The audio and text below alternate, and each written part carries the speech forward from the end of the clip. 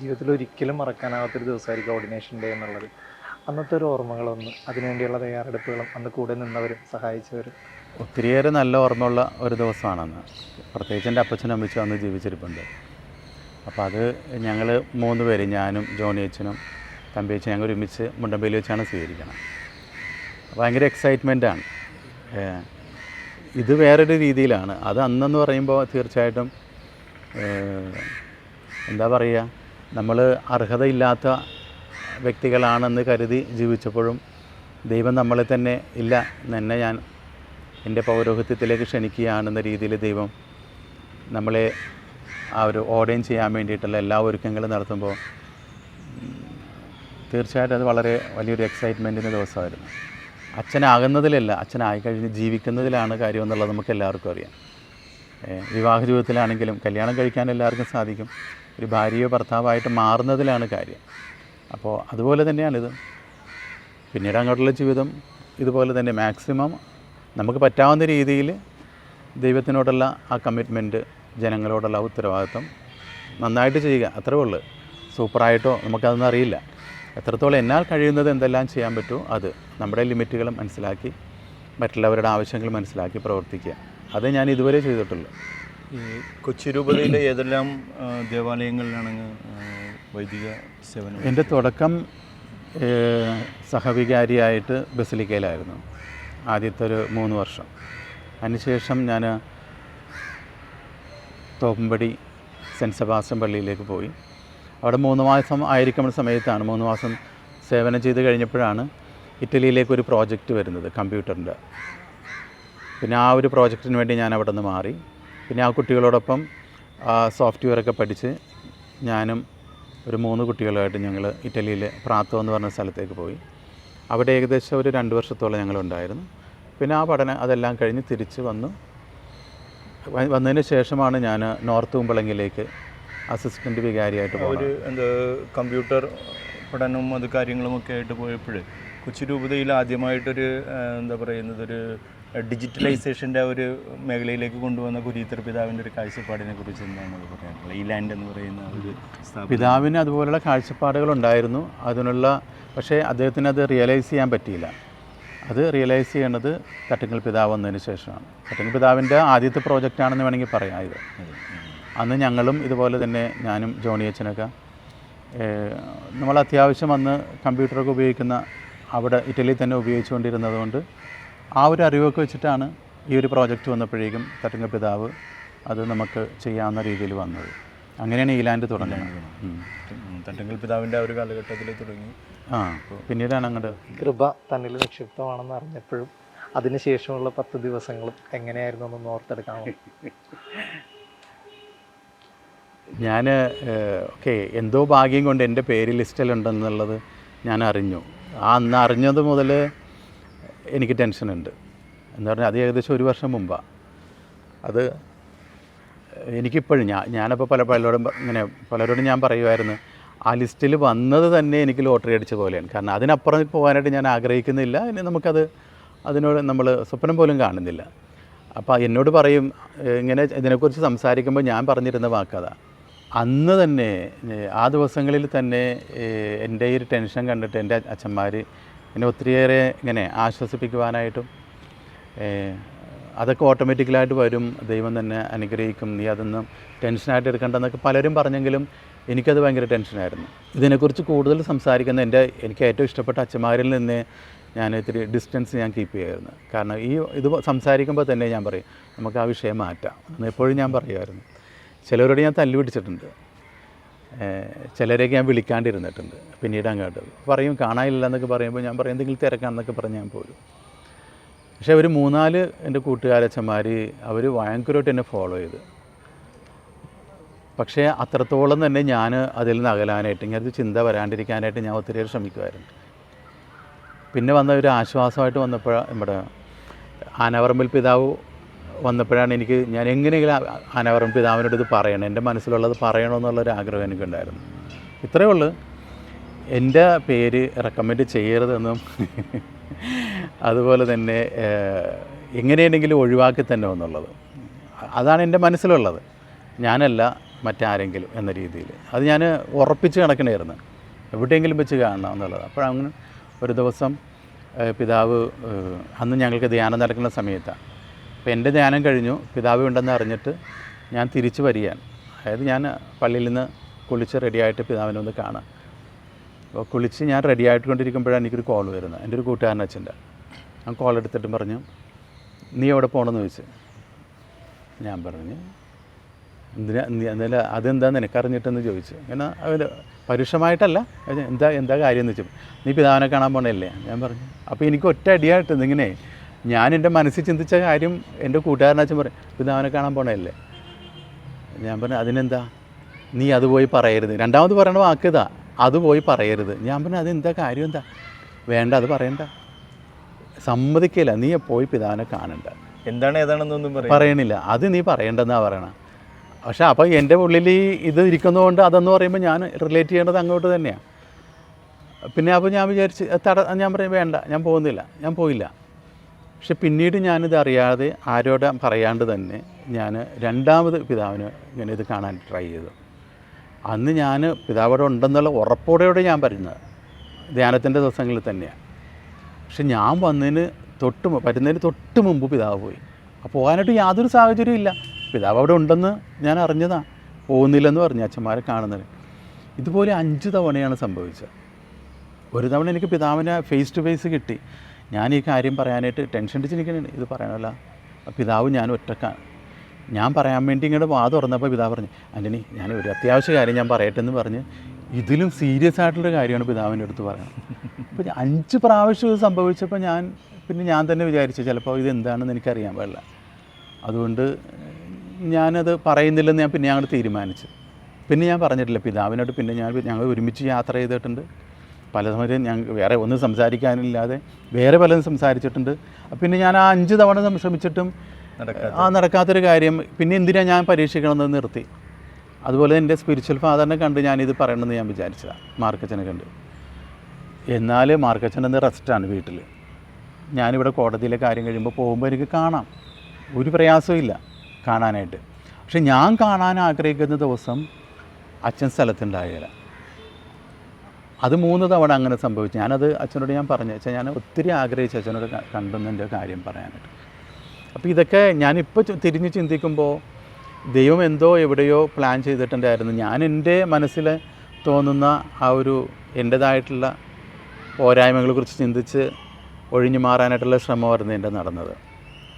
അതിങ്ങനെ ഓരോ വർഷം. അപ്പോൾ എൻ്റെ ഈ കൂട്ടുകാരോട് ഞാൻ പറഞ്ഞു, എന്ത് വന്നാലും ഞാൻ എടുക്കില്ലെന്ന് പറഞ്ഞു. എനിക്ക് അത്ര സ്വാതന്ത്ര്യമുണ്ട് അവരോട് പറയാൻ, അവരും എന്നോട് അത്ര സ്വാതന്ത്ര്യം എടുക്കാറുണ്ട്. അപ്പോൾ ഞാൻ എടുക്കില്ല, എനിക്ക് എൻ്റേതായിട്ടുള്ള പരിമിതികളുണ്ട്, അതുകൊണ്ട് ഞാൻ എടുക്കില്ല. അപ്പോൾ ഇവരെല്ലാവരും പറഞ്ഞു, എടുത്തേ പറ്റൂ, അത് ദൈവവിളിയാണ്, അതിന് തടസ്സം നിൽക്കരുതെന്നൊക്കെ പറയുമ്പോഴും എൻ്റെ മനസ്സിൽ ഞാൻ പറയുന്നുണ്ട്. പിന്നെ ഞാൻ ഇവരെ കൂടുതൽ അതിനെക്കുറിച്ച് പറയിപ്പിക്കില്ല, കാരണം അപ്പോൾ അതുകൊണ്ട് എടുക്കില്ലെന്നുള്ള ഒരു മനസ്സ്.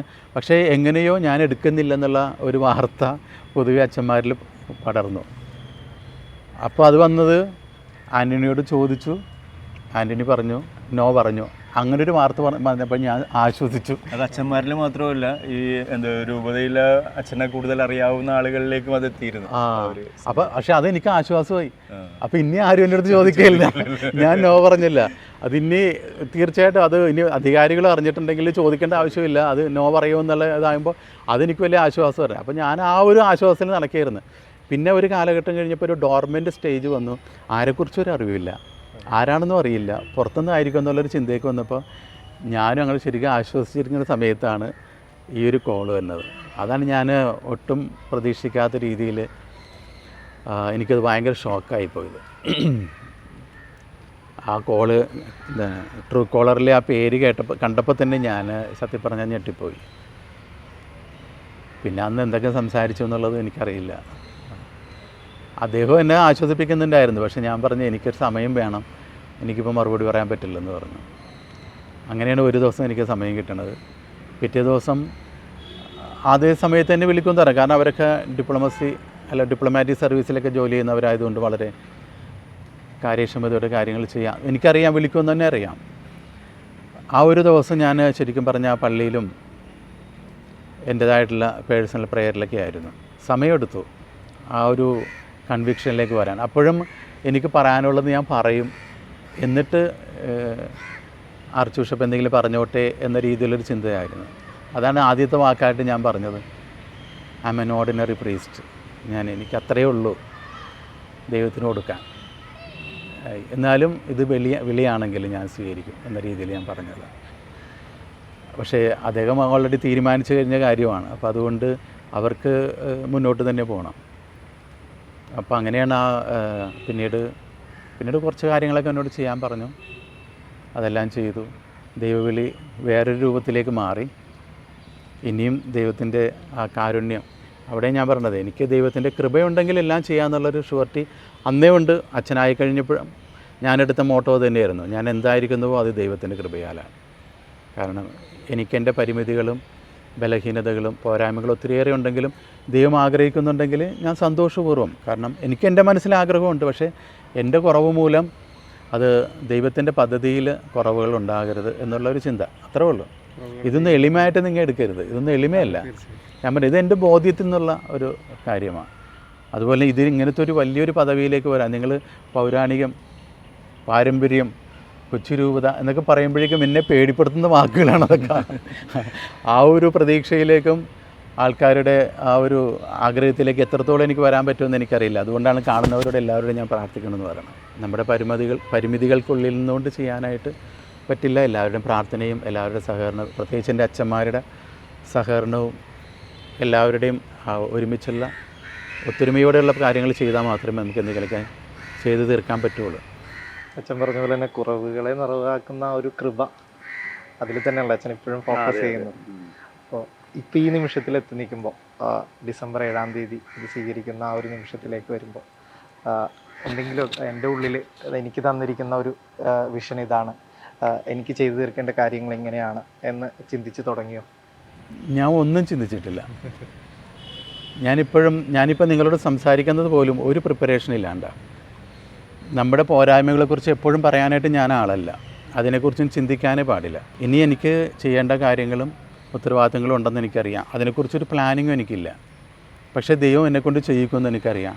കാരണം ഞാൻ എന്തെങ്കിലും ചിന്തിച്ചിട്ടോ ആഗ്രഹിച്ചിട്ടോ അല്ല ഞാൻ ഇവിടം വരെ വന്ന് നിൽക്കുന്നത്. അപ്പോൾ അതുകൊണ്ട് തന്നെ ദൈവം എന്താണോ ആഗ്രഹിക്കുന്നത് ആ ഒരു സമയത്ത് അതിനുള്ള ചിന്തിക്കാനും ഉപദേശങ്ങൾ തരാനും കൂടെ നിൽക്കാനും പ്രവർത്തിക്കാനായിട്ടുള്ള വ്യക്തികളെ കൂടി എനിക്ക് തരുമെന്നുള്ളത് എനിക്ക് നല്ല ഷുവർട്ടി ഉണ്ട്, വിശ്വാസമുണ്ട്. അപ്പോൾ അതുകൊണ്ട് തന്നെ ഈ പേടി എന്നുള്ളത് ആ 10 ദിവസം കൊണ്ട് ഞാൻ അനുഭവിച്ചു. ആ സമയത്ത് ദൈവം എന്നെ ശരിക്കും ഒരുക്കി. ദൈവപരിപാലനം ഞാൻ ശരിക്കും മനസ്സിലാക്കിയ ദിവസമായിരുന്നു ആ അനൗൺസ്മെൻറ്റിൻ്റെ അന്ന്. കാരണം അന്ന് ഞാൻ പേടിച്ചാണ് വന്നത്. പക്ഷേ ഒരു പേടിയില്ലാണ്ടാണ് ഞാൻ പെരുമാറിയതും സംസാരിച്ചതും. ഞാൻ പ്രത്യേകിച്ച് ഒരു പ്രിപ്പറേഷനൊന്നും ഇല്ലായിരുന്നു. അന്ന് സംഭവിച്ചതെല്ലാം തിരിഞ്ഞു നോക്കുമ്പോൾ എനിക്ക് അത്ഭുതമാണ്. ഞാൻ ഇങ്ങനെയൊക്കെ ചെയ്തോ, പറഞ്ഞോ, അല്ലെങ്കിൽ അത്ര നേരം നിന്നോ, അല്ലെങ്കിൽ എനിക്കറിയില്ല. ഇപ്പോഴും എനിക്ക് അത്ഭുതമാണ്. അതുപോലെ തന്നെ ഈ ഒരു അത്ഭുതം എൻ്റെ ദൈവം എനിക്ക് കൃപകൾ നൽകിയാൽ തുറന്നു കൊണ്ടുപോകാനായിട്ട് എൻ്റെ അച്ഛന്മാരുടെ കൂടെ ചെയ്യാൻ സാധിക്കും എന്നുള്ളൊരുറപ്പ്.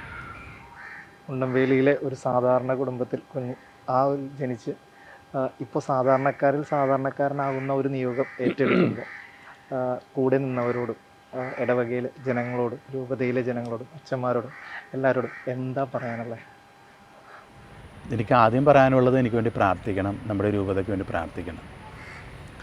കാരണം ദൈവം നമ്മളെ വിളിച്ചിട്ടുണ്ടെങ്കിൽ, ദൈവം നമ്മൾക്ക് അനുഗ്രഹങ്ങൾ നൽകാനായിട്ട് ആഗ്രഹിച്ചിട്ടുണ്ടെങ്കിൽ അതെല്ലാം നമ്മുടെ വിശ്വാസം അളന്നു കുറിച്ചിട്ടൊക്കെയാണ് ദൈവം തന്നിട്ടുള്ളത്. പിന്നീട് തരുന്നതെല്ലാം ദൈവത്തിൻ്റെ കരുണയാണ്. കാരണം കരുണയ്ക്ക് മുമ്പിൽ ഒരു തടസ്സങ്ങളും ഇല്ല. അത് ദൈവം അറിഞ്ഞു തരുന്നതാണ്. അപ്പോൾ പ്രാർത്ഥിക്കുകയാണെങ്കിൽ തീർച്ചയായിട്ടും നമുക്ക് ആവശ്യമുള്ളത് കൂടി നമുക്ക് ദൈവത്തിൽ നിന്ന് ലഭിക്കാനായിട്ട് കാരണമാകും. അപ്പോൾ നമുക്ക് ആവശ്യങ്ങളും അതുപോലെ തന്നെ ഇപ്പോഴത്തെ അവസ്ഥയിൽ പല കാര്യങ്ങളൊക്കെ നമുക്ക് ഒരുമിച്ച് ചെയ്തു തീർക്കാനായിട്ടുണ്ട്. അപ്പോൾ അതുകൊണ്ട് തന്നെയാണ് എല്ലാവരോടും ഞാൻ ഈ പ്രാർത്ഥന ചോദിക്കുന്നത്. അപ്പോൾ അത് ഇടവക്കാരെന്നില്ല, ഞാൻ പറഞ്ഞത് പ്രത്യേകിച്ച് ഇന്ന വ്യക്തികളെന്നോ അങ്ങനെ ടൈറ്റിലോ ഒന്നുമില്ല. നമുക്ക് ഒരുമിച്ച് നീങ്ങണമെന്നുണ്ടെങ്കിൽ ഒരുമിച്ചുള്ള കൂട്ടായ പ്രാർത്ഥന തന്നെ വേണം. കൊച്ചിയുടെ പ്രത്യേകത തന്നെ അതെ, വിവിധ സമൂഹങ്ങൾ തിങ്ങിപ്പാർക്കുന്ന എല്ലാ തരത്തിലുള്ള, എല്ലാ ജാതി മതമാണെങ്കിലും എല്ലാ തരത്തിലുമുള്ള വിവിധ സംസ്കാരങ്ങളുള്ള ആളുകൾ ജീവിക്കുന്ന ഒരു സ്ഥലമാണ് കൊച്ചി എന്ന് പറഞ്ഞാൽ, അറബിക്കടലിൻ്റെ റാണിയായ കൊച്ചി എന്ന് പറയുന്നത്. അപ്പോൾ ആ ഒരു സ്ഥലത്ത് നിന്നുകൊണ്ട് ഇങ്ങനൊരു ദൗത്യം ഏറ്റെടുക്കുമ്പോൾ, ഇങ്ങനൊരു നിയോഗം ഏറ്റെടുക്കുമ്പോൾ ജനങ്ങൾക്ക് തീർച്ചയായും വലിയൊരു പ്രതീക്ഷ വലിയൊരു പ്രതീക്ഷയുണ്ടാവും. അതിന് ഏറ്റവും യോഗ്യനായി തീരട്ടെ എന്ന് ഞങ്ങൾ ആശംസിക്കുകയാണ്. Thank you. പ്രാർത്ഥന ആവശ്യപ്പെടുന്നത് ജനങ്ങളോട് പ്രാർത്ഥന ആവശ്യപ്പെടാനും ജനങ്ങൾക്കൊരു ചെറിയ സന്ദേശം കൊടുക്കാനായിട്ട് പിതാവിന് ഒരു അവസരം ഉണ്ടാവുകയാണ്. നമ്മളെല്ലാവരും ഒരുമിച്ച് നിൽക്കുമ്പോൾ കിട്ടുന്ന ഒരു ശക്തിയെക്കുറിച്ച് ഞാൻ പ്രത്യേകിച്ച് പറയേണ്ട ആവശ്യമില്ല. അതൊരു കുടുംബമാണെങ്കിലും ഒരു സംഘടനയാണെങ്കിലും ഏത് രൂപത്തിലുള്ള വ്യക്തികളുടെ കൂട്ടായ്മയാണെങ്കിലും ഒരുമിച്ച് നിൽക്കുക എന്നുള്ളത് അതാണ് ആദ്യത്തെ വിജയം.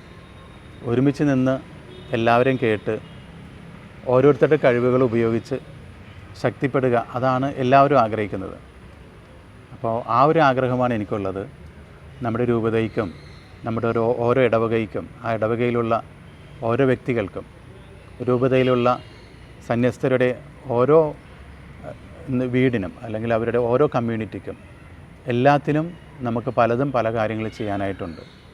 അതിനെല്ലാത്തിനും ചെയ്യാവുന്ന രീതിയിലുള്ള നല്ല തീരുമാനങ്ങൾ എടുക്കാൻ പറ്റുന്ന ഒരു സംവിധാനവും ഒരു കൂട്ടായ്മയും അച്ഛന്മാരുടെയും ബഹുമാനപ്പെട്ട സിസ്റ്റേഴ്സിൻ്റെയും ജനങ്ങളുടെയും എല്ലാവരുടെയുമായിട്ടുള്ള സഹകരണം എനിക്ക് ആവശ്യമാണ്.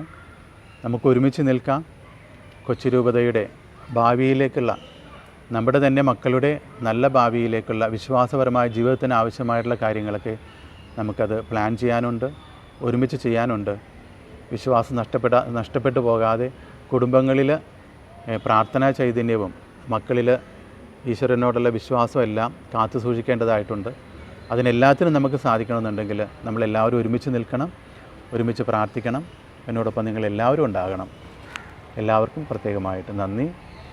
എൻ്റെ കോൺസക്രേഷൻ ഡേ ഡിസംബർ 7-ാം തീയതി ഉച്ചതിരിഞ്ഞ് 3 മണിക്ക് സാന്റക്രൂസ് ബസിലിക്കയിൽ വെച്ചാണ്. അന്ന് മാത്രമല്ല, എന്നും നിങ്ങൾ എനിക്കും വേണ്ടിയും നമ്മുടെ അച്ഛന്മാർക്ക് വേണ്ടിയും നമ്മുടെ രൂപതയ്ക്ക് വേണ്ടിയും പ്രാർത്ഥിക്കണം. ദൈവത്തിൽ ആശ്രയിച്ച് ഒരുമിച്ച് നമുക്ക് മുന്നോട്ട് പോകാം. Thank you. കൊച്ചി രൂപതയുടെ ആ ഒരു നേതൃത്വത്തിലേക്ക് അങ്ങ് വരുമ്പോൾ അങ്ങേക്ക് മെട്രോ 7 ന്യൂസിൻ്റെ എല്ലാ പ്രേക്ഷകരുടെയും ഞങ്ങളെല്ലാവരുടെയും പ്രാർത്ഥനാശംസകൾ നേരുകയാണ്. Thank you.